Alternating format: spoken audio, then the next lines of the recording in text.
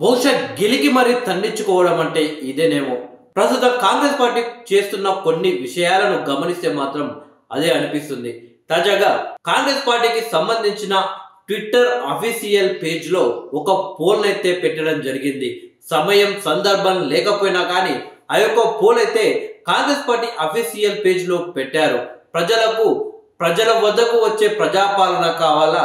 లేకపోతే farm house పాలన కావాలా? అని చెప్పేసి 2 ఆప్షన్లతో కూడిన ప్రశ్ననైతే ట్విట్టర్‌లో కాంగ్రెస్ పార్టీ అఫీషియల్ పేజ్ పెట్టడం జరిగింది. అయితే దానికి భారీగా ఓటింగ్స్ అయితే రావడం జరిగింది. అందులో మెజారిటీగా ఫామ్ హౌస్ పాలన కావాలి అని చెప్పేసి ఓటింగ్ వేయడం ఇప్పుడు రాష్ట్ర వ్యాప్తంగా సంచలనంగా మారింది.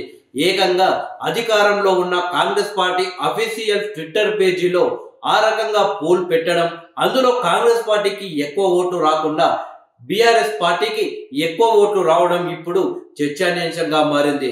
దీంతో బీఆర్ఎస్ కు సంబంధించిన కార్యకర్తలు, నాయకులు సోషల్ మీడియాలో ఆ యొక్క పోల్ స్క్రీన్ షాట్స్ పెడుతూ, చూశారు కదా, ప్రజలు మళ్ళీ బీఆర్ఎస్ పాలనే కావాలనుకుంటున్నారు, కేసీఆర్ గారి పాలనే కావాలని అనుకుంటున్నారు అంటూ సోషల్ మీడియాలో పోస్టింగ్లు సైతం పెడుతున్నారు. ఏది ఏమైనా కానీ సమయం, సందర్భం లేకుండా ఇప్పుడు అసెంబ్లీ ఎన్నికలు లేకపోయినా కానీ ప్రజాపాలన కావాలా, ఫామ్ హౌస్ పాలన కావాలా అంటూ వారి పరువు వారే తీసుకోవడమే కాకుండా ఇటు తెలంగాణ ముఖ్యమంత్రి రేవంత్ రెడ్డి గారి పరువు కూడా సోషల్ మీడియాలో తీయడం జరిగింది.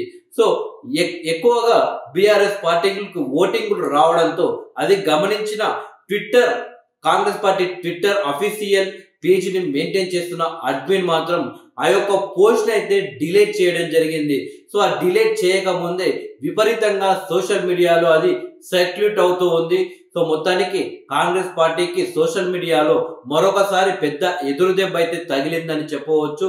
ఇప్పటికే తెలంగాణ రాష్ట్రంలో కాంగ్రెస్ పార్టీ అధికారంలో ఉన్నప్పటికీ సోషల్ మీడియాలో మాత్రం బీఆర్ఎస్ కంటే బలహీనంగా ఉంది అని చెప్పేసి ఒక చర్చ అయితే జరుగుతుంది.